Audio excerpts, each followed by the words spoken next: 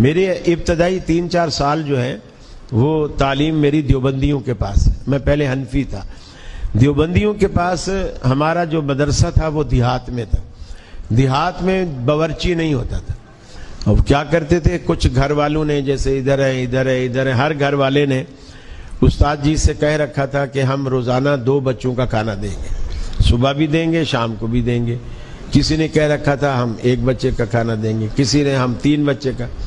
تو استاد جی کھانے کے ٹائم پہ ہمیں بھیجتے تھے, ایک برتن ہوتا ساتھ, ہم وہ لے جاتے اس گھر میں جا کر, جو ایک طرف جتنے گھر پڑتے 1-2 طالب علم چلے جاتے, وہ کسی کے گھر میں کڑی پکی ہے اسی میں ڈال لیتا, ساگ پکا ہے اسی میں ڈال لیتا, گوشت پکا ہے اسی میں, آلو مٹر پکے اسی میں, گاجر کدو پکے وہ بھی, دنیا کی ہر حتیٰ کہ دال پکی ہے وہ بھی اسی میں, سارا بن جاتا. اب جب استاد جی کے پاس ہم آتے, ان کے پاس اور بڑا پتیلا ہوتا تھا, تو وہ چھوٹے پتیلے جہاں جہاں سے بھی آتے جاتے اس بڑے میں ڈالتے جاتے, پھر اس میں ایک چمچ چلاتے, ایک عجیب مرغوبہ سا ایک بن جاتا, لیکن کھانے میں بد ذائقہ نہیں ہوتا تھا. لیکن اگر کوئی ہم سے پوچھتا کہ بھائی آج آپ نے کیا کھایا ہے, تو ہم کسی کو بتا نہیں سکتے تھے کہ کیا کھایا ہے, کہ اس ڈش کا کوئی نام نہیں تھا.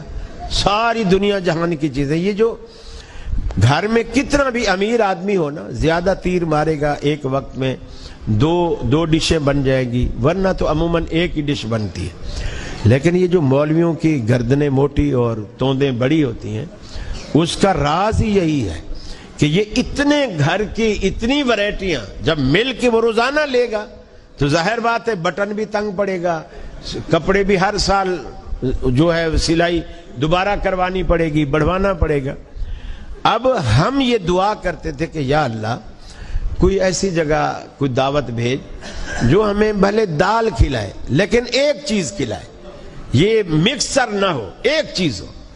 اور وہ دعوت جب ہمیں ملتی تھی جب کسی کے ہاں فوتگی ہوتی تھی. فوتگی ہوتی, وہ استاد جی کے پاس آتا, جی 15 طالب علم بھیج دو, درود شریف کا ختم ہے, ہماری نانی مر گئی ہے, اس کے ایصال ثواب کے لیے.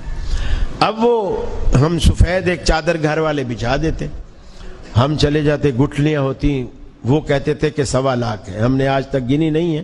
تھیلی اچھی خاصی بھری بھی ہوتی تھی, کھجور کی گٹھلیاں, ہم کندھے پہ ڈالتے, ہم چل پڑتے, وہاں جا کے سفید کپڑے پر بچھا دیتے.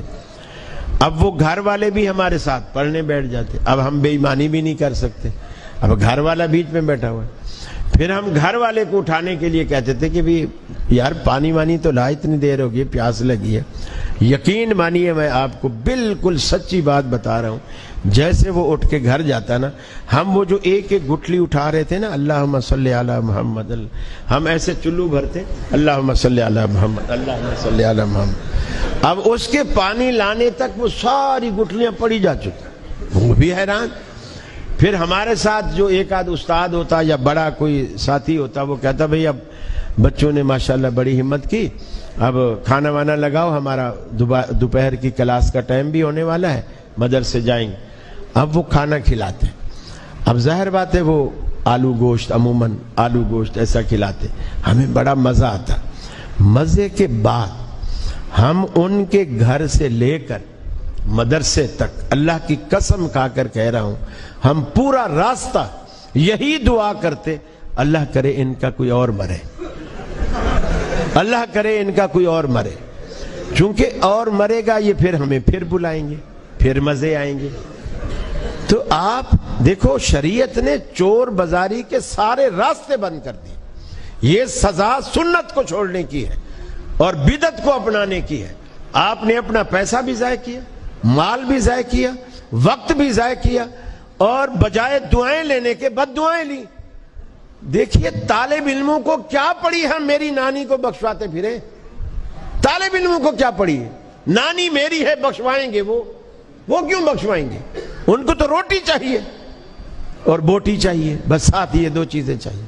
میرے بھائیوں, بچو ان خرافات سے, ان بدعات سے, ان چیزوں کو اختیار کرو جو رسول اکرم صلی اللہ علیہ وسلم سے ثابت ہے.